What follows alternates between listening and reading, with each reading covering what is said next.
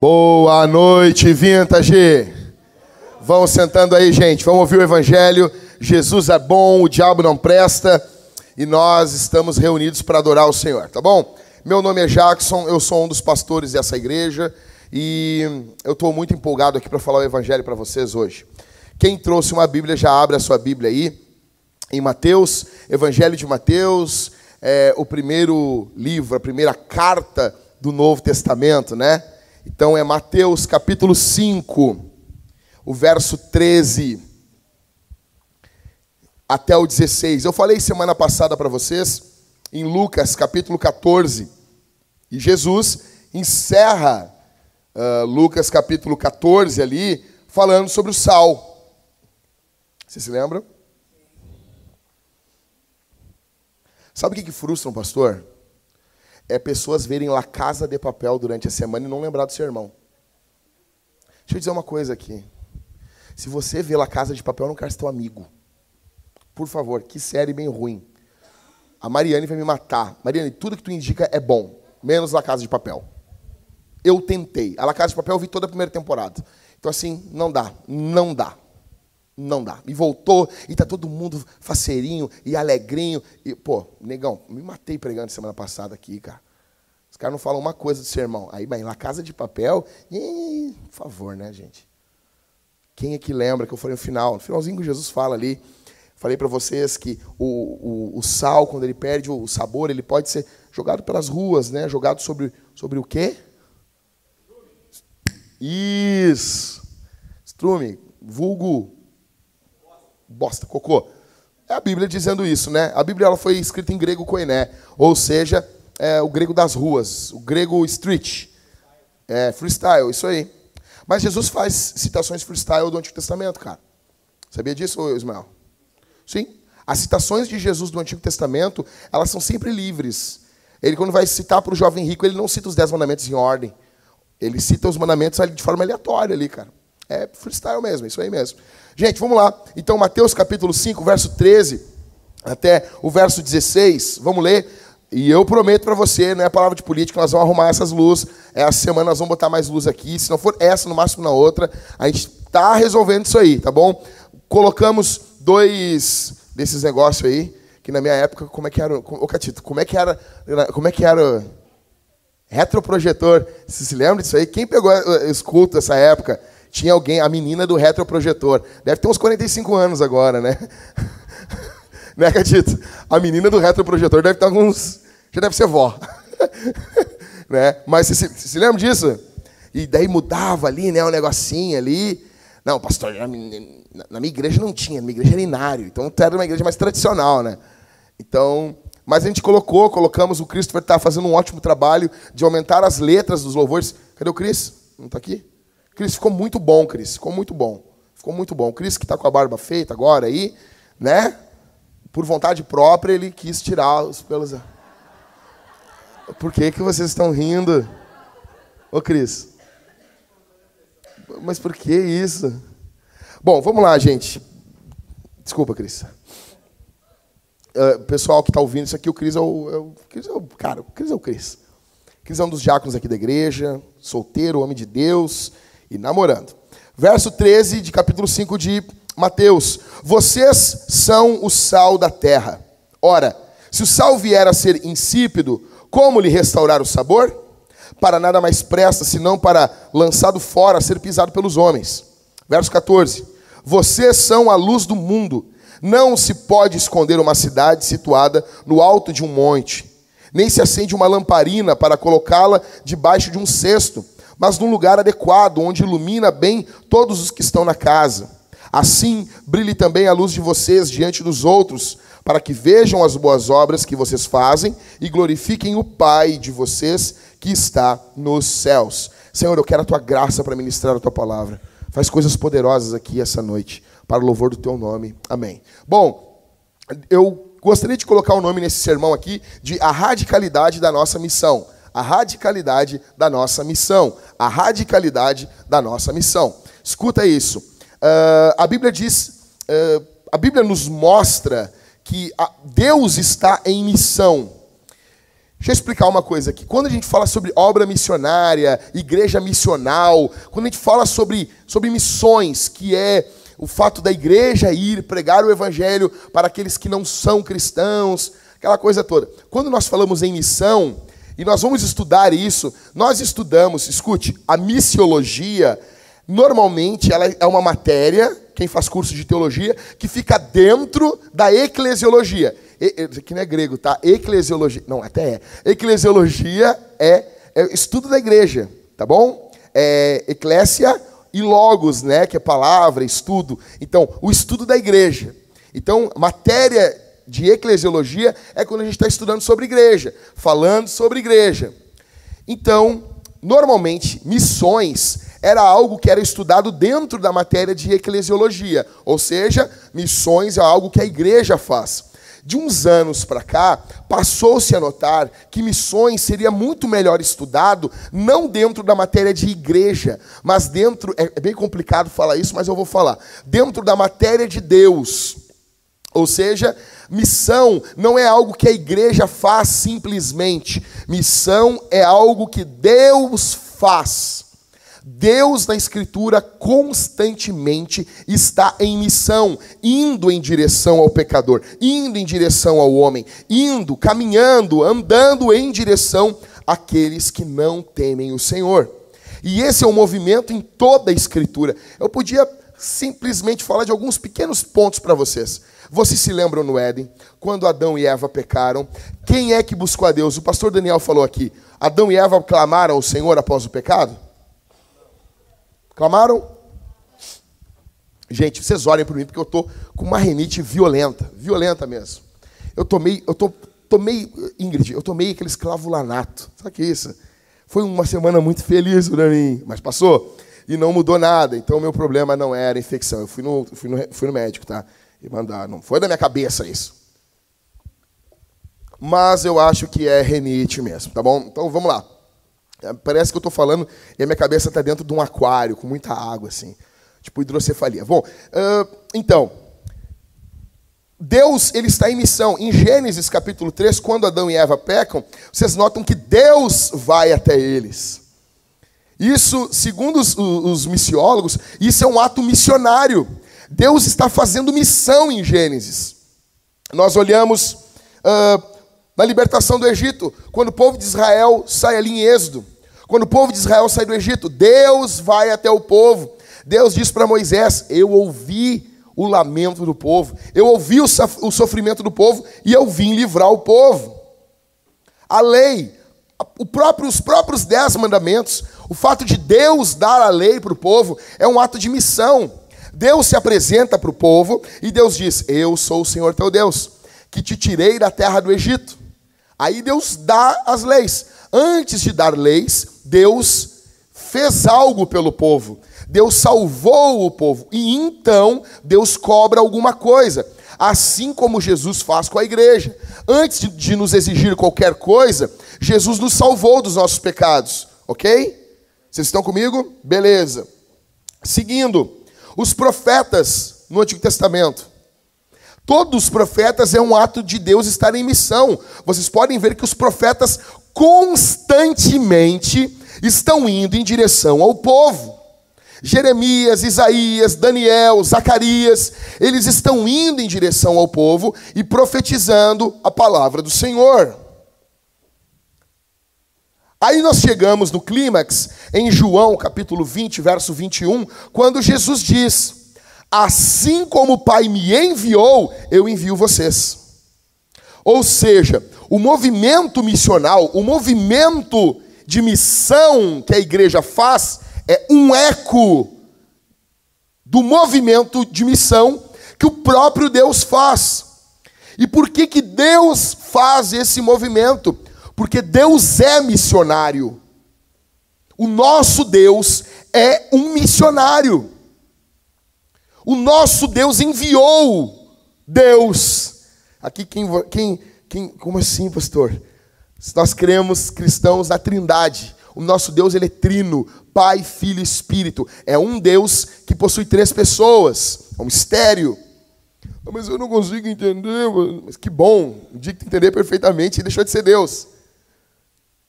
Então o Pai envia o Filho. Jesus vem e ele diz: do mesmo jeito que o Pai me enviou, eu envio vocês. O envio da igreja é um eco do envio de Deus. Nós estamos... A missão de Deus é algo que nós fazemos parte. Não é algo que nós fazemos. A missão não é nossa. Deus está em movimento em direção aos perdidos.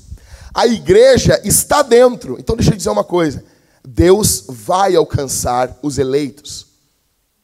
Deus vai alcançar os povos não alcançados. Deus vai salvar. A questão é se estamos dentro ou não. Deus está indo em direção ao povo. Por isso, gente, que uma forma prática, há uma importância muito grande de nós venhamos a colocar à disposição, dispor aqui na igreja, e não aqui apenas, mas na missão, 3 coisas: o nosso tempo, os nossos talentos e as nossas finanças. São 3 áreas da nossa vida que Deus usa para estar em missão no nosso tempo. É a forma de nós nos conectarmos com a missão de Deus. Tempo. Gente, na boa, vamos lá. Quando a gente fala de tempo na nossa geração, cara, as pessoas não têm tempo. Deixa eu dizer uma coisa para vocês aqui, e o que eu vou falar não é para dar canelada em ninguém. Eu não estou pensando em ninguém. Eu não pensei em ninguém quando escrevi esse texto aqui, esse esboço.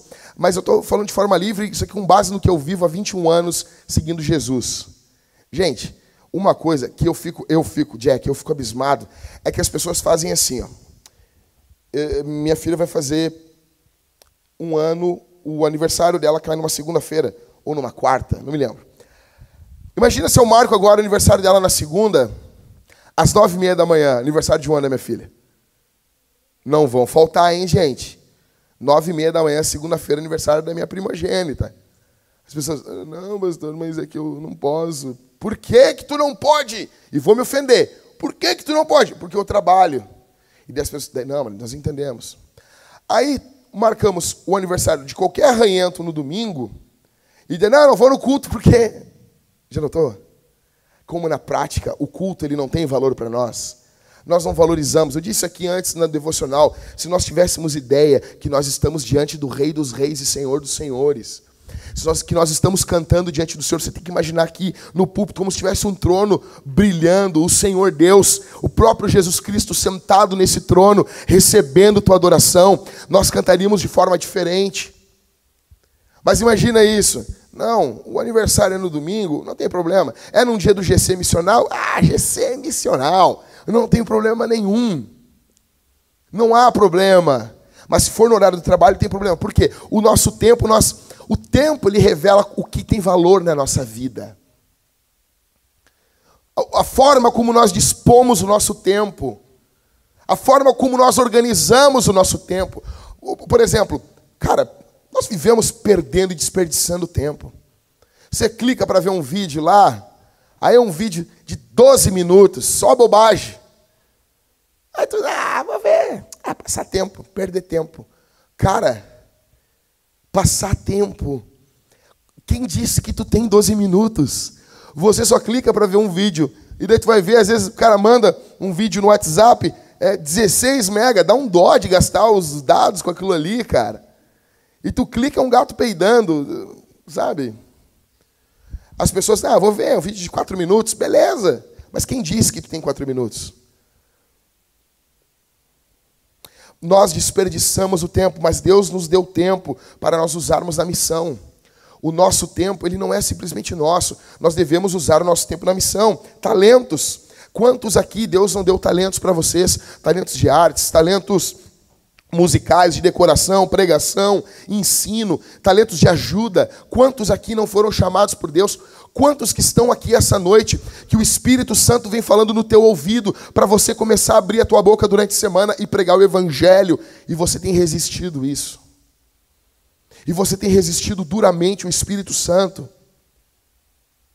Deus deu dons para você, e deixa eu dizer uma coisa aqui. Eu e você daremos conta de todos os dons que ganhamos do Senhor. Todos. O Senhor um dia vai olhar para nós e vai dizer assim: e aí, meu velho? O que tu fez com os teus dons? O que tu fez com os teus dons? Eu vejo muitos jovens saindo do seminário e eles já querem pastorear uma igreja grande, eles querem ter um mega salário, eles querem ser pregadores, e eu pergunto: ei, as praças estão vazias. Se você tem tanta vontade de pregar, por que não pega um caixote e vai e prega numa praça? Quantos de nós que estamos aqui, Deus nos deu talentos, dons, e nós não usamos, nós ignoramos isso. Deixa eu dizer uma coisa: um dia Deus vai cobrar você e eu. Nós estaremos diante do Criador, diante daquele que tudo fez, diante daquele que tudo faz. Diante do Senhor nós daremos conta dos nossos dons. Tem também as finanças. Hoje em dia nós gastamos dinheiro com qualquer coisa. E deixa eu dizer uma coisa aqui. O Instituto Barna nos Estados Unidos, ele diz que os maiores ofertantes e dizimistas da igreja são pessoas mais velhas. São homens com mais de 40 anos. São pessoas casadas, são pais, avós. Deixa eu dizer uma coisa, cara. Isso é verdade.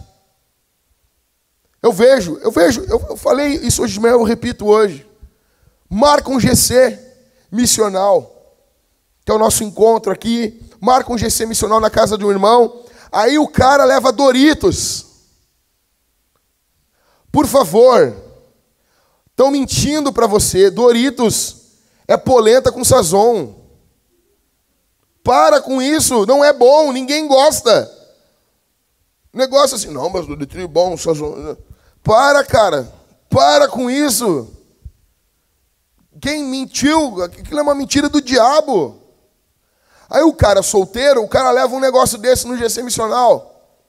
Você pede, cara, vamos fazer alguma coisa. Raríssimas vezes você vê um solteiro levantando a mão. É assim, vamos comprar sofá, vamos fazer isso. Eu ajudo com tanto, eu faço isso. Raríssimas vezes. São sempre os homens casados, as mulheres casadas. Mas na hora de comer uma pizza depois do culto, todos têm. Na hora de fazer uma coisa, uma bobagem, todo mundo tem dinheiro. Só que quando envolve missão, dói o nosso bolso. Dói, é difícil. Plantação de igreja é algo difícil. Tempo, talentos e finanças. Dentro disso, nós temos 4 tipos de igreja. Então essa é a forma como Deus se move. Ok, mas Deus se move por intermédio da igreja. A igreja é o corpo de Cristo. A igreja é o corpo de Jesus. Existe um tipo de igreja, e a igreja é contra a cultura. Tudo que a cultura faz está ruim. Tudo que a cultura faz está horrível. Rede Globo não presta, mas não presta mesmo, né? Rede Globo não presta. As novelas... Eu acredito que ninguém aqui vê novela da Globo, por favor. Os caras chegam para mim e dizem assim: pastor, eu vim de uma igreja que o pastor dizia que as novelas da Globo, elas eram consagradas ao diabo, e tinham porões da Globo, e elas eram consagradas ao diabo. Daí eu fico bem sério assim: mas elas são mesmo? E o cara, mano, como assim, pastor?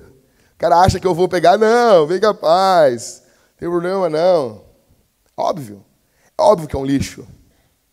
Mas beleza, novela da Globo, Rede Globo não... Aí o irmão Mel, o Gibson, ele faz um filme chamado A Paixão de Cristo. Daí as pessoas, não presta também. Pô, mas daí nada é bom. Mas daí nada presta. Está tudo errado. Então nós somos uma igreja contracultural. Daí o que nós fazemos? Nós vamos um dia montar um bunker aqui na igreja. Vamos ter um bunker muito violento na Vintage. Um bunker brutal. Vamos ter muita comida enlatada e ficar esperando a volta de Jesus.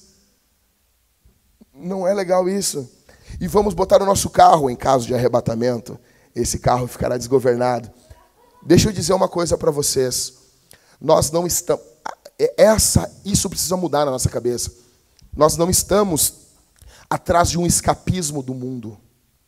Nós não estamos atrás de uma fuga do mundo. A volta de Jesus não vai ser uma fuga da igreja. Não vai ser o momento que a igreja vai fugir do mundo. Ah, pastor, tu não crê no arrebatamento? Eu creio na volta de Jesus. Só que a volta de Jesus ela não vai ser invisível. A Bíblia diz que todo olho o verá.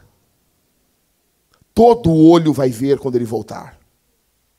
Todo olho vai ver. E ele vai reinar, governar. Como nós cantamos aqui, vencendo vem Jesus. Nós estaremos junto com Jesus quando ele começar a restaurar todas as coisas. Quando ele julgar grandes e pequenos.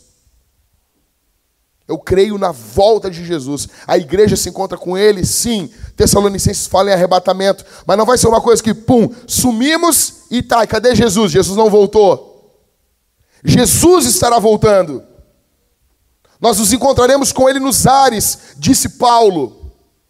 Todo olho vai ver, assim como o relâmpago que sai do ocidente e se mostra no oriente. Todo, assim há de ser a vinda do Filho do Homem. Nós não estamos atrás de um escapismo do mundo. Nós queremos que o nome de Jesus triunfe. Nós queremos a volta do unigênito de Deus, porque nós queremos que a glória, a fama do nome dele. Mas não estamos desesperados atrás de um escapismo. Não estamos lutando contra tudo que a cultura faz. Nós entendemos que existem coisas que a cultura faz que é boa e existem coisas que a cultura faz que é má. Porque a cultura, ela reflete a queda, que é loucura, rebelião contra Deus, e ela reflete, de certa forma, também a graça de Deus, porque o Senhor é o Criador de tudo. Então, não somos uma igreja contracultural. Aí tem um outro extremo. Se tem a igreja contracultural, que está tudo errado, tem a igreja que abraça a cultura. Ai, cultura, vem cá, dá um abracinho. Aí tudo que a cultura faz é bonito. Tudo que o mundo está fazendo é legal. Aí está tudo certo, está tudo belo, está tudo bonito, não tem problema. Temos que olhar o lado positivo. Só um pouquinho. Isso é uma manifestação da queda. Aí a igreja vai e abraça a cultura. A cultura e abraça. Nossa, nós estamos juntas. Não. Se você elogia a cultura para ganhar o aplauso dela, você corre o risco de cedo ou tarde trair a cruz de Cristo. Escute isso. Você acaba traindo a cruz de Jesus. Aí tem o terceiro tipo de igreja, que é a igreja sobre a cultura. Ela vive uma outra cultura louca. Tu chega na igreja, o cara, e aí, varão? E aí, varão? O gurizão chegou uma vez na igreja que eu congregava e disse assim, e aí, varão? E as Rebeca? Como assim? Como assim? Em vez de dizer, pô, e as gurias, como é que tá as gurias da igreja aí? O cara, e aí, varão? E as Rebeca, como é que estão as Rebeca? A zinga. Evangeliquez, né? O crentez. Aí a gente cria uma cultura de gueto, entendeu? Aí a gente tem tudo nosso gueto. Não, eu não vou ver esse programa aí de show de calouros. Eu vou ver o Troféu Promessa. Né? A gente pega as coisas e bota um caldo evangélico em cima. A gente cria a nossa cultura. E existe o quarto tipo de igreja, que é a igreja missional. Que é a igreja que olha a cultura e ela discerne a cultura. Diz assim, isso aqui é reflexo da queda. Isso aqui é reflexo da graça de Deus. Ela olha um livro, por exemplo, eu ganhei essa semana, que passou, chegou lá em casa, o livro A Baleia, ou Moby Dick. Um livraço. Aí o cara olha e diz, cara, isso aqui é uma jornada, a jornada da masculinidade. Revela como um rapaz vai se tornando um homem. Ele também pode falar para nós sobre a vaidade do homem querer ganhar do Criador. Você vê traços de Deus na cultura. Você vê traços do Senhor, mas você também vê traços da queda. Você também vê que a cultura está estragada, ela precisa de redenção. Aí Jesus, sabendo de tudo isso, ele chega para nós e ele nos fala no verso 13: vocês são o sal da terra. Ele não diz assim, vocês podem se tornar o sal da terra. Ele já sai e faz uma declaração firme: vocês são o sal da terra. Não é que vocês podem se tornar o sal, vocês são. Gente, essa sociedade aqui da escritura aqui, eles não tinham geladeira. Muito menos aquela geladeira de inox, que somente as pessoas que venceram na vida têm. Porque o alvo da vida, em primeiro lugar, é conhecer Jesus. Em segundo lugar, é ter uma geladeira de inox. Porque se você tem uma geladeira de inox, cara, acabou. Você não tem mais como esconder que você tem dinheiro. E escute, se você tem uma geladeira de inox, daquelas que o freezer é embaixo, então, cara, até eu queria um negócio desse, cara. Um dia, cara, se eu fizer isso aí, eu vou escrever um livro, Como Blindar o Casamento. Só dicas assim. Compre uma geladeira de inox para sua esposa. Tu blinda o casamento. Blindou. For essa de inox, que o freezer é embaixo, que isso é chique demais, cara. É demais, tá louco, rapaz. Mas tem. Claro que tem, cara. Nesse período aqui, onde Mateus está falando, não tem isso. Não tem geladeira. Então, a forma como se conserva os alimentos é usando sal. É usando sal. Então, você colocava sal no alimento, na carne, tipo charque, e aquilo conservava o alimento. Aí, Jesus diz, vocês são o sal. Vocês são aquilo que conserva o mundo de vocês. Vocês são aquilo que adia o estado de putrefação do mundo, porque o mundo está apodrecendo sem Jesus. O mundo está apodrecendo, o pecado está apodrecendo o mundo, está retirando a graça de Deus do mundo. Mas a igreja, ela é aquilo que está salgando, impedindo que o mundo entre em estado de decomposição rapidamente. Nota uma coisa, o sal, ele é um elemento radical. Não tem, cara. Uma vez a minha mãe fez um feijão e ela colocou todos aqueles temperos que as mulheres colocam. E tem uma folha que as mulheres botam no feijão também, eu não sei porquê. Exato, das coroas, né? Não tem uma coroa de lô, é isso aí, né? Pode comer aquilo, né, gente? Não? Hã? Sério? Quanto tempo eu tenho de vida, então? Não pode mesmo. Quando bota aqueles negócios, parece um panda comendo assim, eucalipto. Uba. Vou parar então. Será que dá tempo? O pastor faleceu. Mas aí, a minha mãe colocou aqueles temperos, essas coisas que as mulheres usam. Colocou tudo, colocou louro, colocou todos os negócios. E a minha mãe esqueceu de colocar sal. Cara, o feijão ficou doce. Porque o fundamental era o sal. Ah, feijão doce, que nem os americanos. Por favor, cara. Por favor, nem te apresenta. Tu vê que os caras comem aqueles negócios no The Walking Dead, no apocalipse zumbi. Aí o negócio é tão ruim que só sobra aquilo, velho. Tu acha que os caras que estão no The Walking Dead pudessem comer uma feijoada carioca lá, eles iam comer aquilo ou eles iam comer aqueles bagulho desmaiado lá, cobridor de latas, por favor. E a minha mãe fez e ficou horrível aquele feijão. Horrível. Porque faltou o sal. Por quê? Porque o sal é um elemento radical. Jesus está dizendo, vocês são radicais. Vocês são um elemento radical. O sal nunca passa despercebido. Se você está presente em um ambiente, você nunca passa despercebido. Se você é um cristão de verdade. O sal, ele muda o curso do sabor. Quem aqui já botou sal no café? Ninguém? E aí, conta para nós, como é que foi? Mudou, exato. A morte vai ter um gosto de café com sal. Ou seja, mudou o curso do sabor. Se você bota sal, é outra coisa.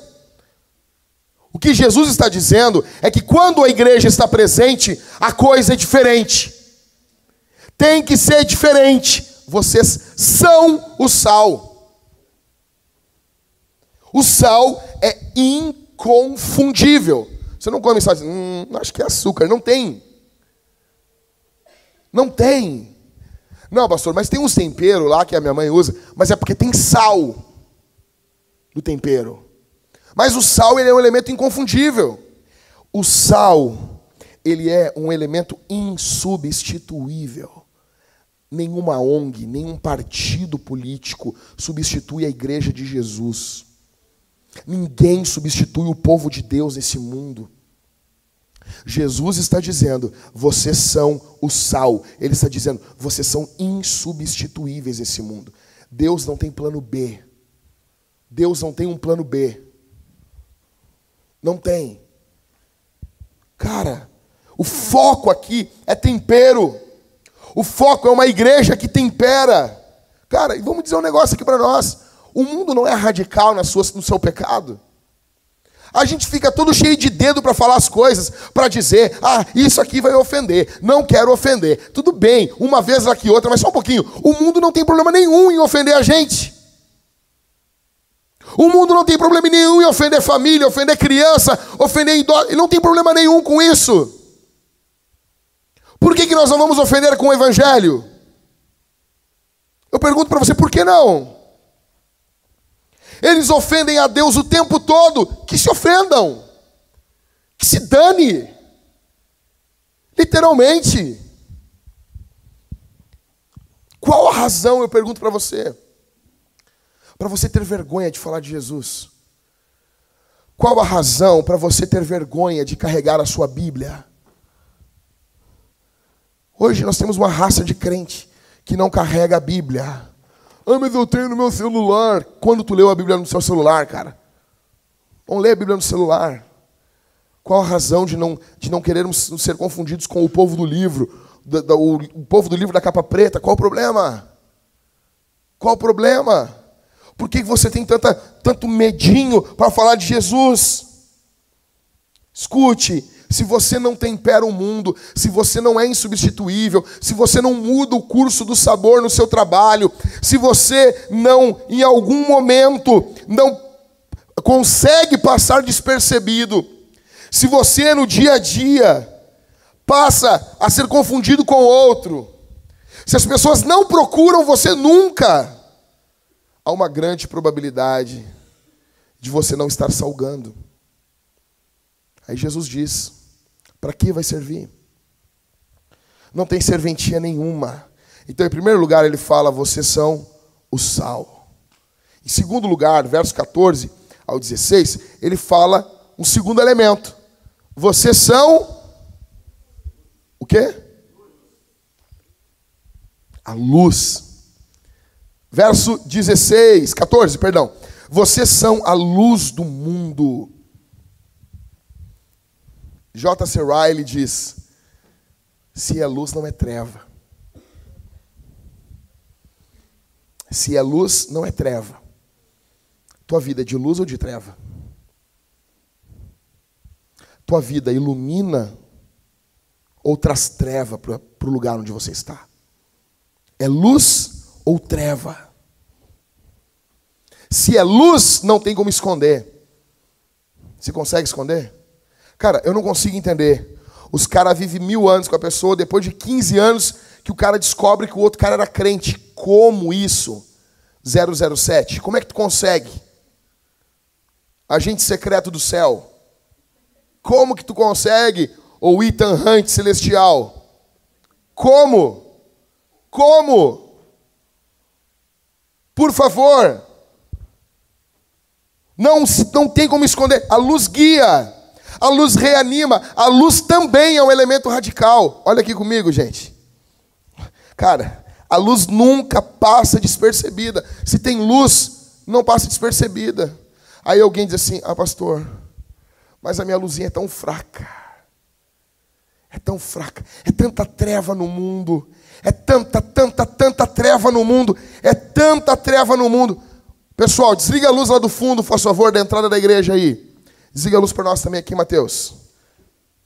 Desliga lá na frente, pessoal. Olha isso aqui. Desliga a outra. Olha isso. Uma luzinha. Olha isso. Olha como ilumina. O ambiente está em trevas. O ambiente está totalmente escuro. Mas uma luzinha faz toda a diferença. Uma pequena luz faz toda a diferença. Pode ligar, Mateus.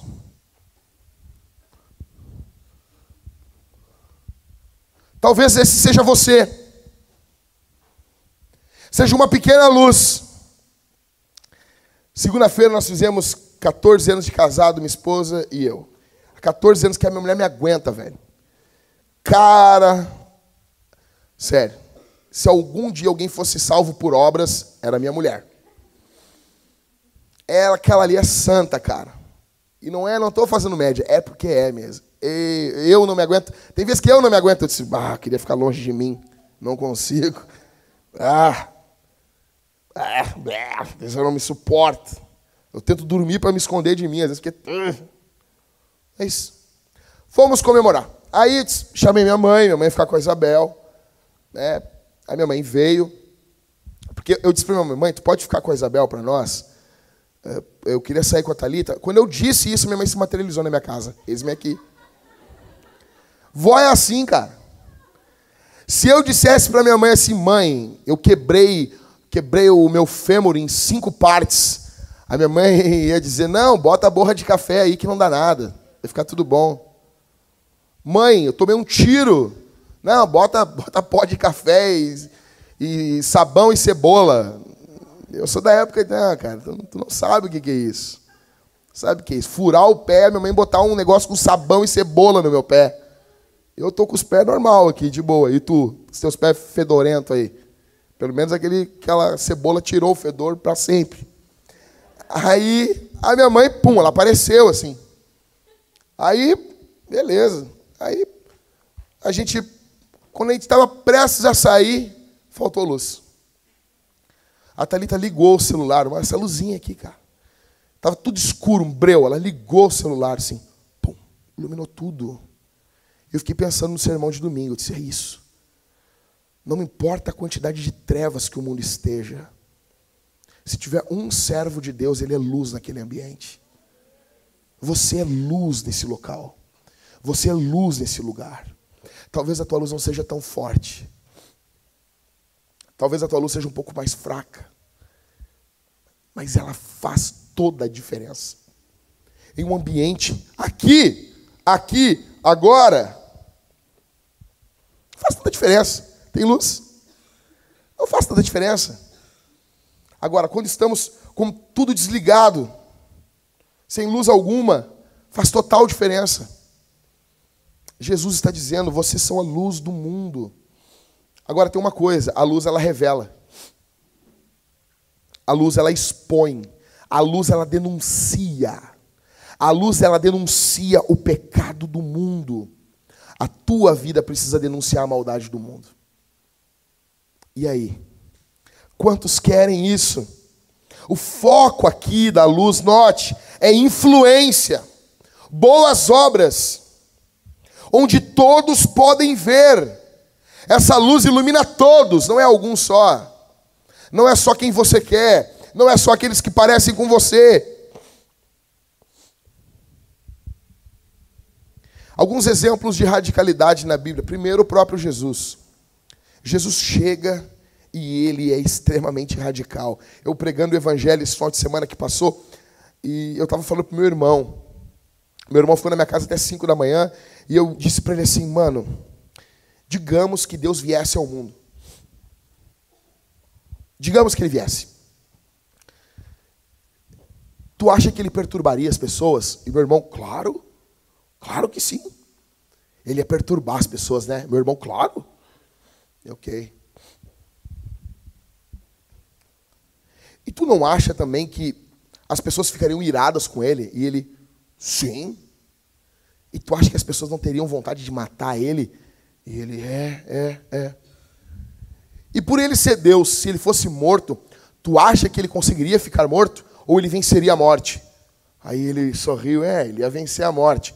Eu, ok. E tu não acha que esse evento ia dividir a história? A história ia ser dividida antes e depois desse evento? Aí ele, sim. Eu disse, pois bem, nós estamos há 2019 anos, 2019 anos depois de Cristo. Dividiu a história. Deus, ele é radical. O que é pecado é pecado. O que é amor é amor. O que é graça é graça. Ele é radical em amar. Ele é radical em curar. Ele é radical em salvar. Ele é radical em condenar.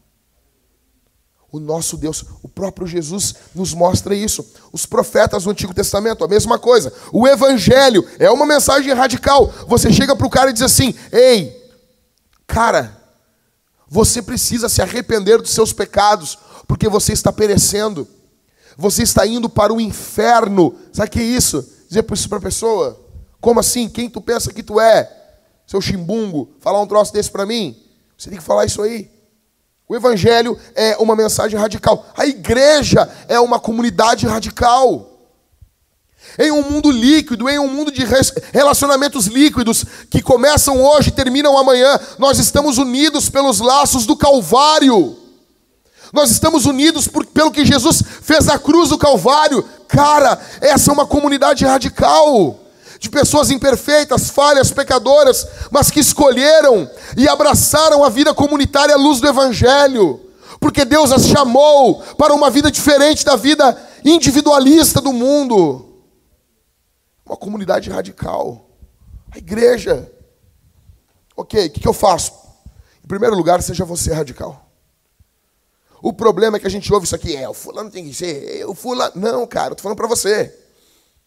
Em primeiro lugar, cuida de ti mesmo. 1 Timóteo 4,16. Tem cuidado de ti mesmo. Em segundo lugar, influencia os outros. Influencia. Agora pense comigo, João Batista. João Batista. Pensa comigo, cara.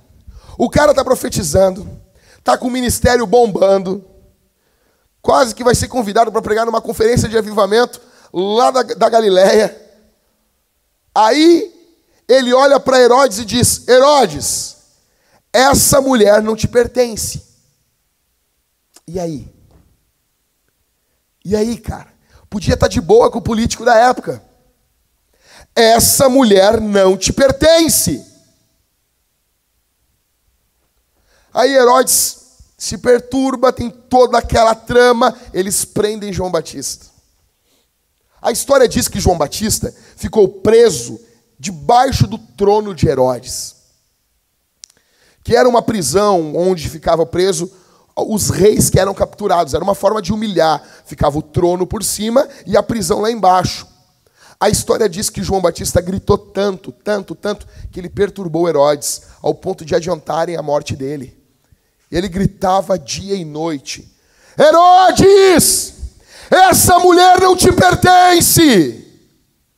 Mas como vamos fazer isso? Como?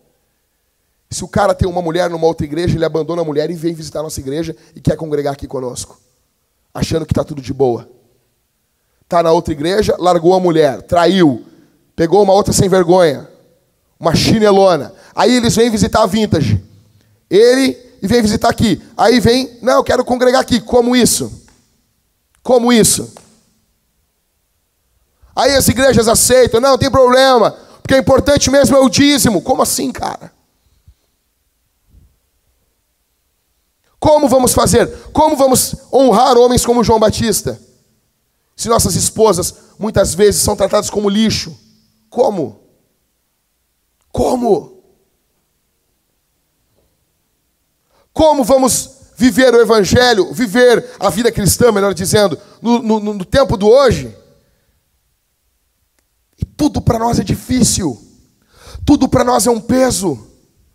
Quando os cristãos falavam esse texto aqui, no Império Romano Antigo, e eles diziam, eu sou a luz do mundo, sabe o que Nero fez com eles? Sabe o que Nero fez? Nero pegou eles, colocou eles em estacas, no quintal da sua casa, colocou tecidos, jogou querosene, e tocou fogo, e disse, vocês são a luz do mundo, então ilumine o meu quintal. Colocou os crentes vivos, iluminando o quintal, eles morriam cantando, teus e meus irmãos. Mas hoje, tudo é um parto para nós. Tudo é difícil. Porque o cachorro do primo do bandido, não, eu preciso, não, mas veja bem. Tudo é difícil. Os crentes do regime de Fidel Castro, os pastores que foram mortos, fuzilados por Fidel Castro e seus capangas. Senão, o comunismo é diabólico. Eu não estou falando aqui de política, estou falando do evangelho. E não há nada no mundo que faça mais oposição, nenhum sistema que faça mais oposição ao cristianismo do que o comunismo. É assim diabólico. Pegavam os pastores em Cuba, eles colocavam sacos e colocavam ratos dentro, e eles amarravam, os ratos ficavam mordendo o rosto, a cabeça dos pastores. E eles não negavam a fé em Jesus. Eles não negavam a fé em Jesus.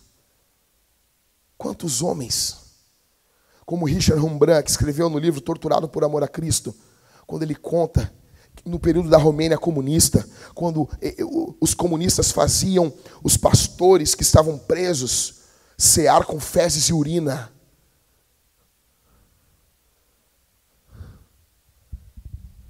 Como? Aí a gente acha que a gente é radical, porque a gente usa uma camiseta evangélica. Aí a gente acha que a gente é radical, porque a gente está ouvindo música cristã no iPod. Alguns homens da Romênia comunista, alguns pastores, eles foram castrados para serem humilhados. Tem noção do que é isso?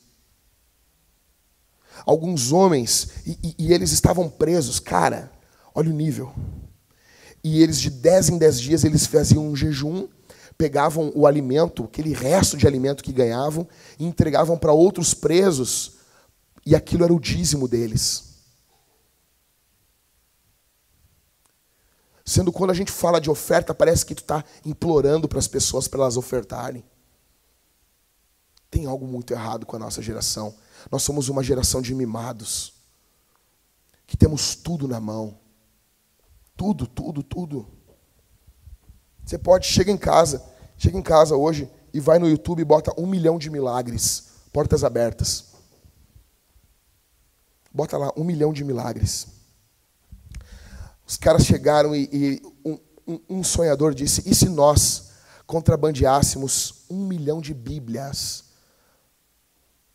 para um país, se não me engano é a China, alguns anos atrás, se não me engano, posso estar enganado, e se nós contrabandeássemos 1 milhão de Bíblias? E daí tem aquelas dublagens estilo Polishop, então eu não sabia o que seria, eu nunca tinha nem conseguia imaginar o que era 1 milhão de Bíblias, o tamanho que seria aquilo. E o pastor disse: ei, Bob, precisamos de um cargueiro maior. Então eles colocam ali, cara, 1 milhão de Bíblias, e eles entram em contato com a igreja perseguida do país, e eles dizem: no dia tal, nós estaremos passando pela costa, e vamos largar 1 milhão de Bíblias, e o mar vai levar as Bíblias para vocês. E eles contam que tudo aquilo foi orquestrado porque eles poderiam ser presos. Eles já estavam dentro de território do país. Eles iam ser presos e condenados à morte. E eles estão lá, loucos, largando 1 milhão de Bíblias. E aqueles caixotes são largados no mar. E o Senhor Deus soprou o mar. Às 5 da manhã estavam pastores, diáconos, esperando na praia. E as Bíblias vinham chegando. Para quê? Para nós do Brasil não andarmos com Bíblia, porque temos vergonha. Para nós do Brasil não comprarmos uma Bíblia por mês, uma a cada 2 meses, porque é muito caro. Nós somos uma geração derrotada, de medíocres. Jesus está dizendo para nós: vocês são a luz do mundo. Ei, igreja, ei, Vintage, acorde. Algo tem que acontecer. Algo tem que ocorrer. Nós não podemos morrer sem ver a mão do Senhor operar nessa geração. Nós precisamos ver a poderosa, potente, magnificente mão de Deus operando na nossa cidade. Nós precisamos ver isso. 1 milhão de milagres. Escute, eu encerro dizendo que um pré-reformador, porque quando nós estudamos a Reforma Protestante, e nós amamos a Reforma Protestante, nós falamos muito de Lutero, Calvino, Zwinglio, nós falamos muito desses caras. John Knox, tem um amigo meu que botou o nome do filho de John Knox, tu acredita nisso? Os caras são tão viciados na Reforma Protestante, que o nego botou o nome. Cara, eu disse: como é que tu convenceu tua mulher? O cara vai ser chamado de Knox no colégio. Você sabe que vai acontecer isso, né? Óbvio. Que mulher deixa um negócio desse, cara? Não sei. Ele deve ter dado uma geladeira de inox para ela. Aí, mas os caras quera mesmo, eles eram os pré-reformadores. Então John Hus, ou Ian Hus, quando ele estava sendo morto pela Igreja Católica Romana, quando ele estava indo para a fogueira, podia negar tudo, só negar o teu ensino. Só negar esse ensino. Ele está na fogueira para ser queimado, amarrado, porque pregou o evangelho da graça. E ele diz o seguinte: o que hoje sabemos que foi uma profecia. Hoje, vocês assarão um ganso magro, porque Hus é ganso. Mas em 100 anos ouvirão um cisne cantar. Não serão capazes de assá-lo, e nenhuma armadilha ou rede poderá segurá-lo. 102 anos depois nasce Lutero. 102 anos depois nasce Lutero. Tem noção disso? Você tem noção disso? São homens que o mundo não é digno. São homens dos quais o mundo não é digno. Deus, só que esses homens passaram. Esses homens, o tempo deles se foi. Hoje é o nosso tempo, é nós que estamos vivos. Nós estamos aqui hoje. Como o grande cardeal, no período de John Hus, quando ele foi ouvir, ele ouviu o ensino do Hus, ele diz assim: mas esse ensino nunca irá para frente, nem por cima do meu cadáver. Deus tem um senso de humor, né? Esse cara morreu, foi enterrado na igreja, porque os padres eram enterrados na igreja. Até é legal isso, imagina botar nós aqui, Daniel. Né? Seria legal um negócio desse, né? E ele estava enterrado ali, e Lutero foi ordenado ao sacerdócio em cima do caixão dele. Foi por cima do cadáver dele. Você acredita nisso, cara? Foi ali, foi o local, e Lutero nem sabia. Nem por cima do meu... Foi por cima do cadáver dele, sim. O nosso Deus é livre. O nosso Deus é livre. O nosso Deus é livre. Quando Lutero está na dieta de Worms, dieta não era de comida, tá? Interrogatório em Worms. E ele está para ir, na verdade, para a dieta de Worms, que era um interrogatório da Igreja Católica. E os homens começam a perguntar para ele: Lutero, e se acontecer isso? E se acontecer aquilo outro? E um grita na multidão e diz: Lutero, cuidado com a fogueira. Lutero diz assim: monte uma fogueira de norte a sul da Alemanha. Eu caminharei por cima dela dizendo que Jesus Cristo é o Senhor. E ele diz assim: ainda que os demônios em Worms sejam incontáveis como os telhados da cidade, ainda assim eu vou sustentar aquilo que tenho falado, crido e pregado. E nós, é demais ouvir essas histórias dos reformadores. A gente pode passar a madrugada falando delas. E daí vamos embora, comer nossa pizza e seguir nossa vida medíocre. Eu pergunto, e nós? O que muda na tua vida amanhã? Vós sois o sal da terra e a luz do mundo. O que muda na tua vida e na minha amanhã? O que muda? Vai continuar vendo vídeo de gato peidando no YouTube e rindo? Deus chamou você e eu para coisas mais altas, mais importantes. Vamos orar, igreja? Eu quero que você faça uma coisa essa semana. Uma.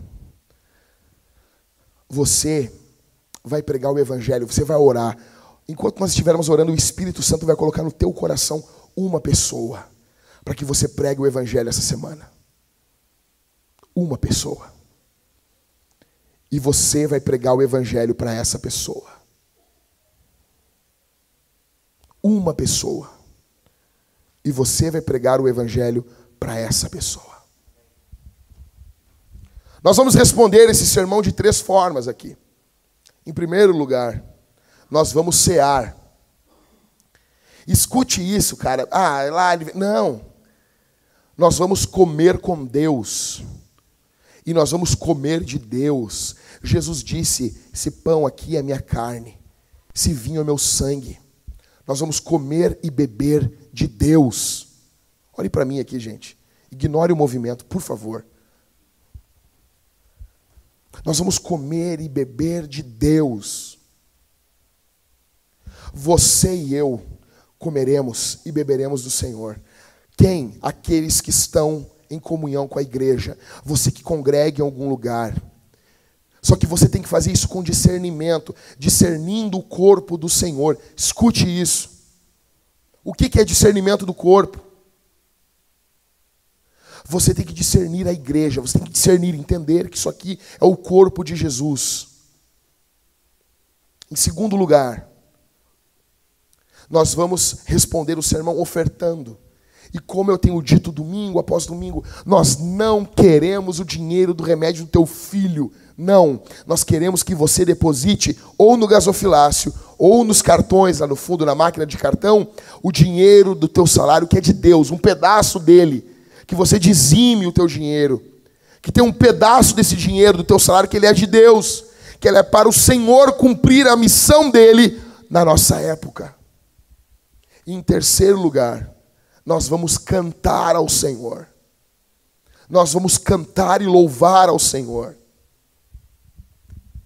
Cara, nós precisamos entender que o culto é uma festa. Moisés disse, quando o povo de Israel falou para Faraó, para que o povo de Israel saísse do Egito, nós vamos sair e fazer uma festa para o Senhor no deserto, porque culto é festa. Nem toda festa é culto, mas todo culto é festa.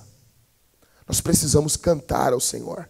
Como eu disse para o pessoal aqui, no começo do culto, para os voluntários, para o staff aqui, se você entender a Bíblia, se você entender a Escritura, você vai notar que o final do conhecimento de Deus é a adoração.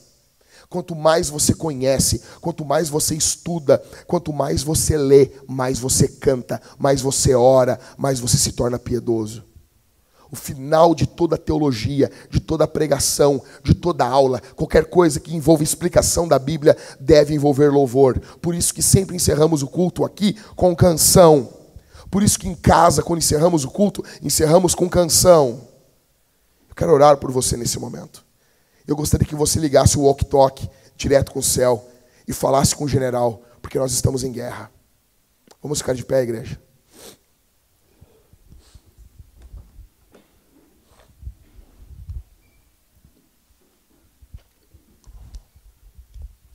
Feche os olhos. Vamos orar. Vamos orar. Eu peço que você levante suas mãos, levante sua voz e comece a orar. Vamos orar. Senhor Deus, obrigado pela tua palavra. Obrigado pelo teu evangelho. Obrigado porque o Senhor fala na nossa língua. O Senhor fala na língua que nós entendemos. Senhor, eu oro por cada um dos meus irmãos que estão aqui. O Senhor diz que nós somos sal e luz. No nome de Jesus, que haja um avivamento poderoso aqui, essa noite. Que o Senhor Deus nos impulsione, que nossa vida venha ter um significado extremo no nome santo e poderoso de Jesus. Em nome de Jesus, derrama a tua glória, a tua graça, teu poder sobre nossas vidas. Em nome de Jesus, Senhor, vem sobre nós. Vem sobre nós, Divino Espírito. Derrama o teu poder sobre nós, nos aviva em nome de Jesus. Não permita, Senhor, que venhamos morrer nessa cidade sem ver tua poderosa mão operando, sem ver o Senhor salvando, sem termos a grata alegria de levarmos pecadores para o batismo, de vermos pessoas sendo conduzidas na vida cristã, em nome de Jesus. Em nome de Jesus, que sejamos sal e luz, Senhor. Nos aviva pelo poder do nome de Jesus, pelo poder do Evangelho. Derrama teu poder sobre nossas vidas, nos constrange a te amarmos mais.